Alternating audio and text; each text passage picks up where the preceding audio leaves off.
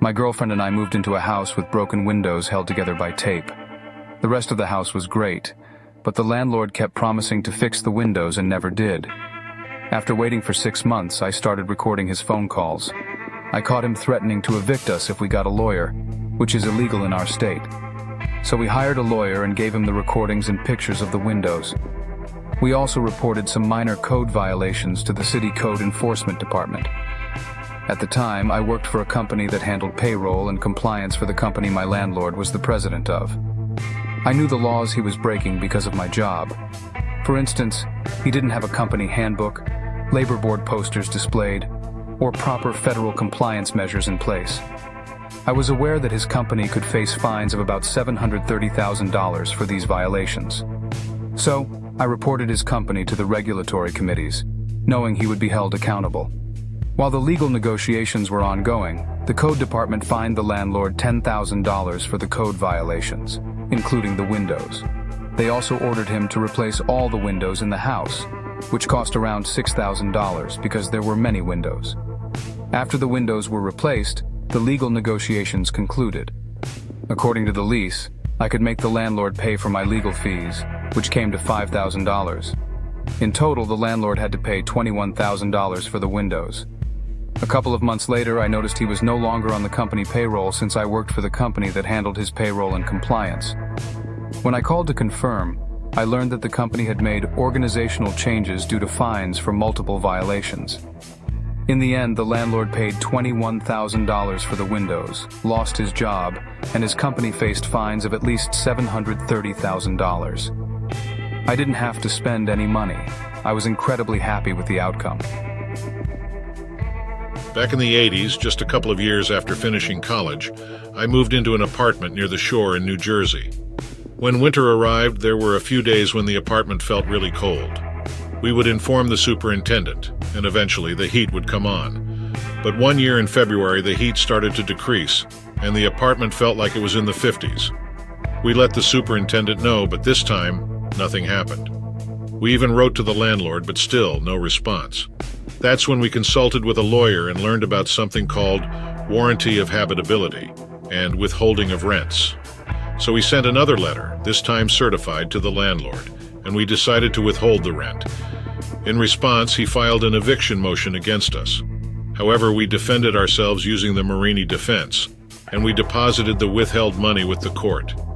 The judge ruled in our favor and ordered the landlord to return all the money we had withheld. We continued living there because we didn't have many other options while we saved up to buy a home. Fast forward 6 years, we were on the last lease because we were about to purchase our own home. We included a clause in the lease that allowed us to break it with 45 days written notice, just like the landlord's 45-day clause. They didn't notice it because it was slightly hidden on the top left of page 2. They signed off on it and returned it to us. So in the middle of the lease, we gave them the required 45-day written notice, paid the rent, and moved out. However, they refused to return our security deposit, so we sued them and demanded double the amount. In response, they sued us for the remaining 6 months' rent. This time, it wasn't a small claims court situation, but we decided to proceed without an attorney due to the high costs. When we arrived at the courthouse, the court forced us into arbitration. The arbitrator told us we would lose in front of the judge and advised us to pay the remaining rent. We refused and waited for the judge. Meanwhile, the landlord's attorney approached us and asked why we didn't take the arbitrator's advice. We explained about the clause we had written, but they claimed it was crossed out, making it invalid.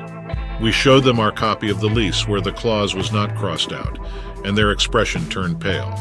The attorney made a call to the landlord, who then offered to properly terminate the lease without any penalty and return our security deposit in full. Yet we declined and showed them the certified letter stating that we would have accepted that deal until yesterday. But now, if they forced us to go to court, we wanted double damages for improperly withholding the security deposit. Their attempts to negotiate with the landlord were unsuccessful this time. We finally went before the judge. He examined both leases and called their attorney to the bench. The judge took our lease and thrust it toward their attorney, saying, "This is the lease in force." Their attorney looked completely lost, while I struggled to suppress a quiet laugh. The judge ruled in our favor and awarded us double damages. A week went by and we received nothing. I returned to the courthouse and spoke with the clerk. She assured us that the landlord should have paid the judgment immediately and informed us about a form called chattel execution. A couple of weeks passed and we received a check from the landlord. Another month went by and we received a call from the court. They had our money. I informed them that the landlord had sent a check a while back, so everything seemed fine. However, the court told us that we should have informed them when we received the money to stop the chattel execution from taking place. They explained that the court had sent the sheriff to seize the landlord's office equipment, which was then sold at an auction to satisfy the judgment. They assured us not to worry and mentioned that they would return the money to the landlord.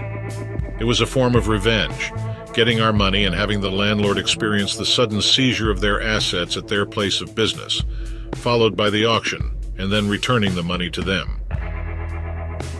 A few years ago, my family went through some really tough times and had to move into a trailer park.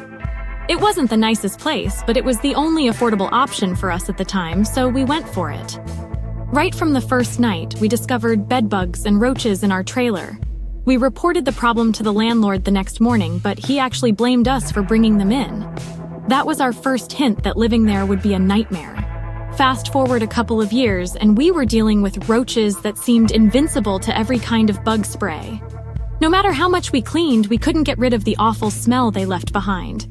There were constant water leaks, and instead of properly fixing them, the landlord would just send someone to temporarily patch them up. Our water heater was falling through the floor, and we had rats and opossums coming up through the heat vents. The ceiling leaked, and there was even a spot on the floor that would cause the power to go out in half the trailer if you stomped on it.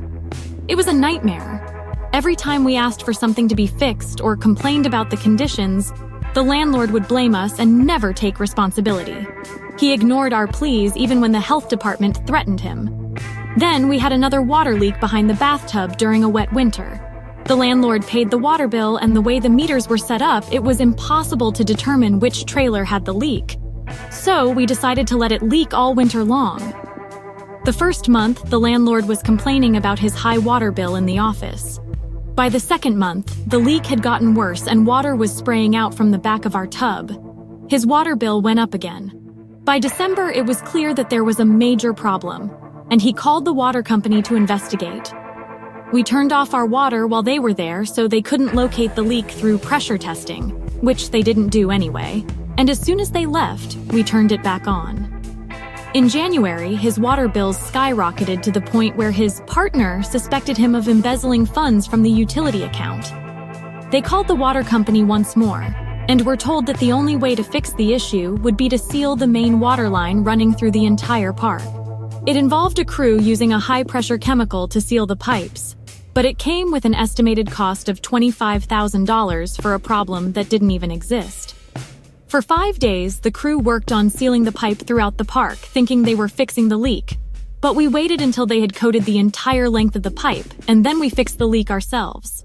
It only cost us $14. Please like and subscribe for more videos like this one. Thank you.